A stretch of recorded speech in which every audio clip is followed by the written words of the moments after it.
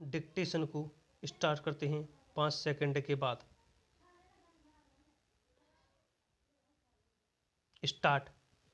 माननीय अध्यक्ष महोदय, मैं माननीय रेल मंत्री जी को इस बात के लिए धन्यवाद के साथ साथ बधाई भी देना चाहता हूं कि उन्होंने इस सदन में जो रेलवे का बजट पेश किया है वह देश की आम जनता को राहत पहुंचाने वाला बजट है। माननीय रेल मंत्री जी ने यह जो बजट प्रस्तुत किया है उसका पूरे देश में स्वागत किया जा रहा है। उन्होंने रेलवे में बढ़ते हुए भ्रष्टाचार को भी तत्काल समाप्त करने के लिए अनेक कठोर कदम उठाने पर बल दिया है। हमारे देश में भ्रष्टाचार आज सभी विभागों में फैला हुआ है। यदि ये कदम रेलवे विभाग द्वारा गंभीरतापूर्वक उठाए जाते हैं तो इसमें भ्रष्टाचार पर अंकुश तो लगेगा ही, साथ ही निश्चित रूप से रेलवे का विकास भी होगा और उसकी आय भी बढ़ेगी। रेल मंत्री जी ने इस बजट में इस तरह की व्यवस्था की है कि आम जनता पर इसका बोझ कम से कम पड़े।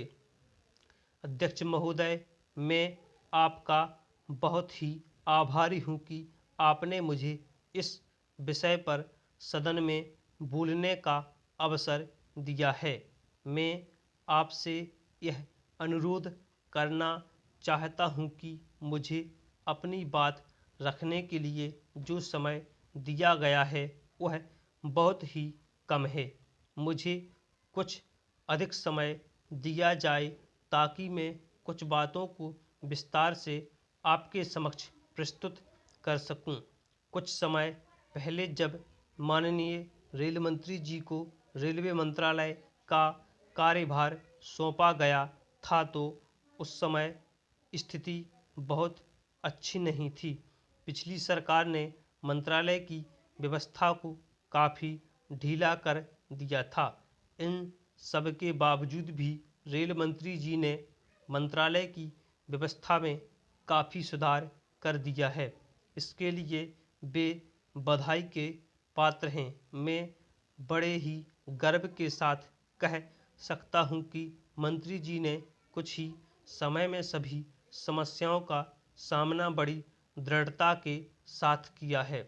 हमारे देश के कई हिस्से जब सूखे से प्रभावित थे तो उस समय बड़ा संकट आ गया था। उस समय भी रेलवे द्वारा वहाँ के निवासियों के लिए आवश्यक चीज़ों को समय पर पहुँचाया गया था, जिससे कि वहाँ की जनता को अधिक कठिनाइयों का सामना न करना पड़े। मैं आपको यह भी बताना चाहता हूँ कि कुछ ऐसे क्षेत्रों में जहाँ पीने के पानी का अभाव अक्सर रहता है, वहाँ भी रेलवे द्वारा पीने का पानी पहुँचाकर जनता को राहत पहुँचाई जाती है। स्टॉप।